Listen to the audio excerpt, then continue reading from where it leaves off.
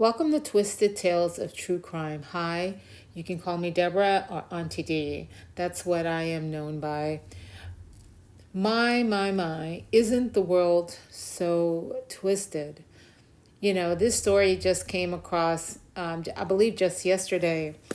This gentleman, I don't know if I should even call him a gentleman. His name is Justin MOHN, and he's from Middleton, Pennsylvania. And apparently he has decapitated his father, published a huge rant on social media. At least 5,000 people watched before YouTube finally took it down, and it ended up being spread on TikTok. They managed to arrest him 100 miles away from the murder scene. And his whole rant was about what's happening in the economy, the leftists, and how we are all basically going to hell, I guess. But what I definitely see here is something that is pervasive in today's society: mental illness. I believe that a lot of people, they spend a lot of time in isolation, and they are training themselves or conditioning themselves that this type of behavior is okay, and that they are doing the right thing. So his father worked for I guess for the government for over 20 years. His father was in his 60s. And here he is, just decapitated his father. He's a younger man. So, of course, he can overpower a 60-year-old man, which is his father. And I guess it was just him and his father that lived together and not his mom. The thing that I find that is so sad in these cases, when you have a child, whether it's an adult child or a teenage child or whomever, turn on their parent and kill their parent, there are always red flags in there.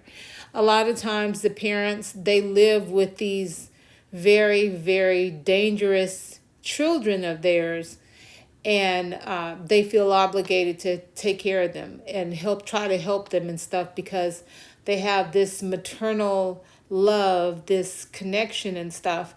But when people begin to show you who they are, as a parent, you have no control over a child that you bore, making decisions in their lives for how they view the world, how they see the world, because although you may try to instill great values within that child, there's going to be outside forces that the child picks up. And plus, if he's already has some level of mental illness or taking some type of substances, it's like they justify, their behavior.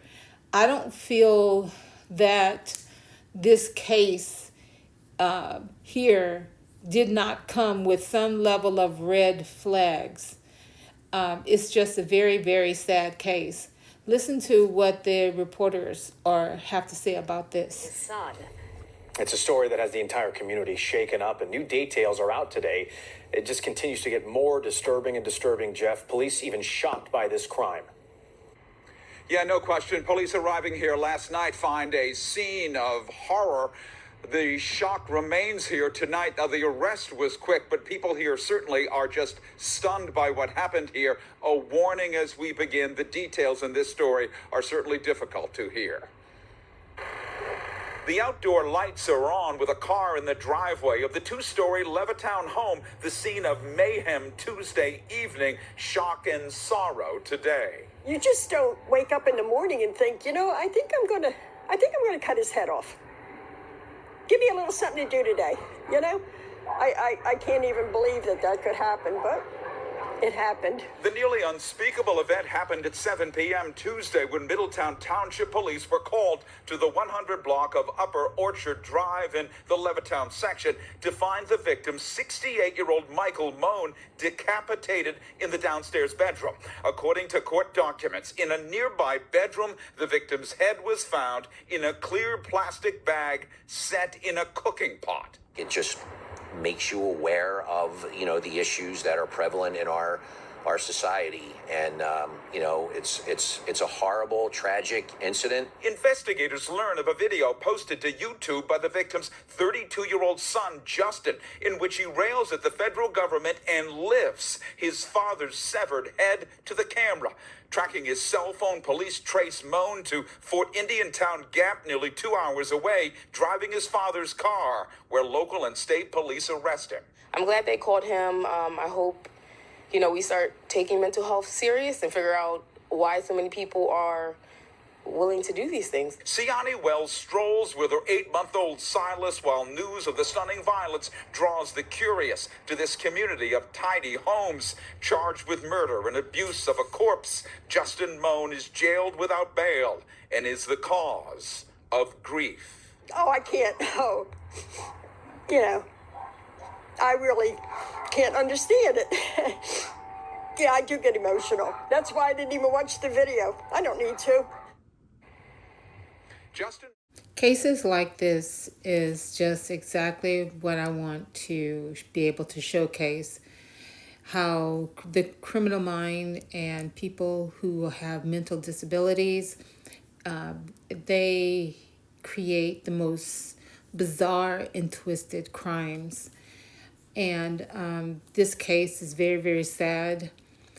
A son murdering his father and mentally processing it like he betrayed the country and he was doing his civic duty, whatever it is, and it made him murder his father. All of this is alleged, because you're innocent until proven guilty, but the facts are laid out there as they are. And I'm very sorry. My condolences to the family. Again, thank you for, being here on my channel, supporting me as I'm growing my new community here in true crime. I'm just very, very saddened when I see stories like this. When people have murders, which are family members, relatives, and stuff, there are initial red flags, and there are signs that get ignored. Neighbors obviously observed him being bizarre. That to me is a red flag. Him just lighting up, some type of drug allegedly. That means that he was under the influence of some kind, allegedly. So as far as I'm concerned, this was a senseless killing. And a lot of times parents they have their kids at home, and as they get older, they're not, they're frail. Their children can overpower them in situations and murder them. And to me, this is just very, very, very sad. And I'm sure that if no other family members know about, his bizarre behavior, he definitely may have kept it under wraps. And because a lot of times family members are embarrassed about the mental stability of their children because they think it's a reflection on themselves, and it's not a reflection on them. It's just it's just a condition. Sometimes these individuals cannot help that. And if they don't get the proper help that they need, you can end in horrible, horrible murders such as this. Again, thank you for joining me. I appreciate all the new subscribers and stuff. I'm really excited about being a part of the true crime community, sharing my thoughts on cases as we follow up on those.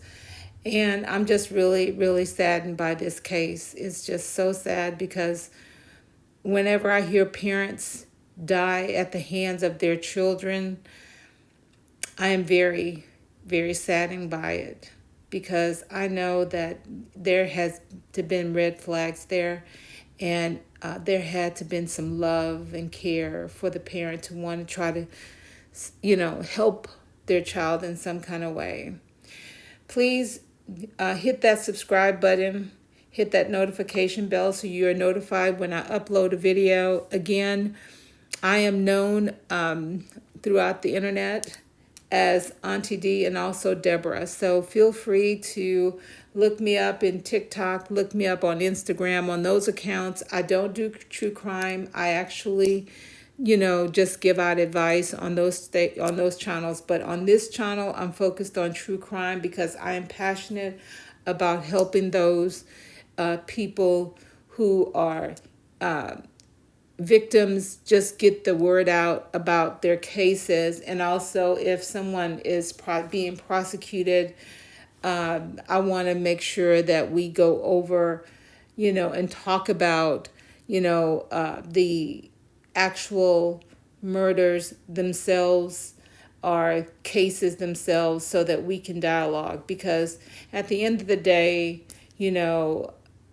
these cases mean a lot to the families and the victims to see them from beginning to end to ensure that they get justice. Thank you again for joining me. I appreciate you.